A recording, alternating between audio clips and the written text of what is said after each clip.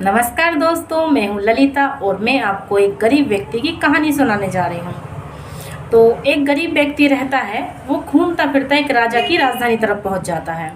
राजा की राजधानी में जब वो पहुँचता है तो वो देखता है कि वहाँ पर कुछ समारोह चल रहा है, कुछ उत्सव हो रहा है।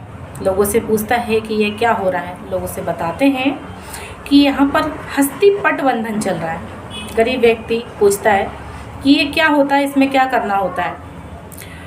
तो लोग उससे बताते हैं कि यहाँ से एक शाही हाथी गुजरेगा कुछ समय के बाद, जिसकी सूंड में एक माला होगी और वो जो हाथी है वो जिस किसी के गले में ये माला डाल देता है, वो यहाँ का इस राजधानी का 5 सालों के लिए राजा बन जाएगा। गरीब व्यक्ति ये सोचकर खुश हो जाता है कि चलो अच्छा है, हो सकता है कि आज मेरा ही दिन हो, तभी मैं यहाँ पर घूमता फिरता आ गया हूँ, पहुँच गया हूँ। तो ये गरीब व्यक्ति भी लाइन में लग जाता है। कुछ समय के बाद शाही हाथी आता है और इस गरीब व्यक्ति के गले में वो माला डाल देता है। सब लोग बहुत खुश हो जाते हैं कि हमें अपना राजा मिल चुका है 5 सालों के लिए। बहुत तालियां बजाते हैं और उसका बहुत स्वागत करते हैं। फिर उसे तिलक लगाया जाता है। तिलक लगाने के बाद राजगुरु उसे बताते हैं कि आप अगले 5 सालों के लिए राजा बन चुके हैं, पर कुछ शर्तें हैं। गरीब व्यक्ति बोलता, शर्तें भी हैं, बताइए क्या शर्तें हैं। तो राजगुरु उसे बताते हैं कि आप राजा बन चुके हैं तो इसके लिए आप 5 सालों के लिए राजा बने हैं और ये 5 साल पूरे होने के बाद आपको ये राजधानी दोनों छोड़कर जाना होगा। आप राजधानी छोड़ सकते हैं, लेकिन यहाँ से कुछ किलोमीटर की दूरी पे कुछ बहुत घना जंगल है, फिर नदी है। और नदी को पार करके एक छोटा सा प्यारा सा गांव है जहाँ पर आप अपना जीवन जी सकते हैं। लेकिन जो नदी है वहाँ पर बहुत सारे बड़े बड़े मगरमच्छ है, बड़े बड़े घड़ियाल हैं। तो उनसे लड़कर आपको जाना होगा और अपनी शक्ति दिखाना होगा। अगर आप पहुँच जाते हैं तो आप वो गाँव में रह सकते हैं। जो कि ये गरीब व्यक्ति, इसके पास खोने के लिए, गंवाने के लिए कुछ भी नहीं था। ठीक है, बोलता है ठीक है, मुझे ये सारी शर्तें मंजूर है।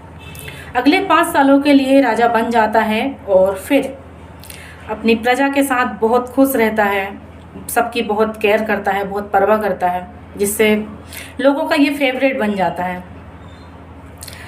ये 5 साल कब निकल जाते हैं पता ही नहीं चलता। आखिरकार वो समय आ ही जाता है जब इस राजा को राजधानी छोड़कर जाना होता है। सब लोग दुखी थे कि इतना अच्छा राजा है, पता नहीं ये जीवित भी रहेंगे कि नहीं, सुरक्षित रहेंगे कि नहीं, कैसे जाएंगे, सब कुछ सोचते हैं। फिर दुखी तो रहते हैं, फिर भी विदाई करते हैं जिस तरह राजा की विदाई होती है, ढोल नगाड़े से, बैंड बाजे से उसका स्वागत करते हैं, विदाई करते हैं।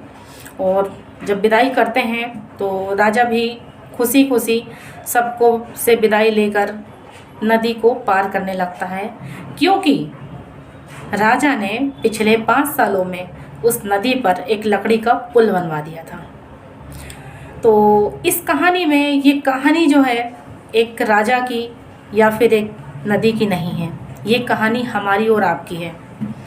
तो जब हमें ये छोड़कर जाना पड़े तो क्या हम भी अपने जीवन में कुछ ऐसा पुल बनाए हैं जिससे हमें जब भी कहीं जाना हो छोड़कर ये सब चीज़ें, तो हमें ये यातनाओं का सामना ना करना पड़े, क्योंकि हम भी एक मनुष्य रूप में आए हैं और हमें एक दिन ये छोड़कर जाना पड़ेगा।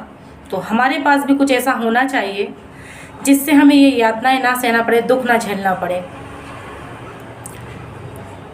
कहने का मतलब ये है कि ऐसा नहीं है कि हम प्रेजेंट में अगर जी रहे हैं तो फ्यूचर की चिंता ना करें, लेकिन ऐसा भी नहीं है कि हम प्रेजेंट में जीकर फ्यूचर की चिंता ही ना करें।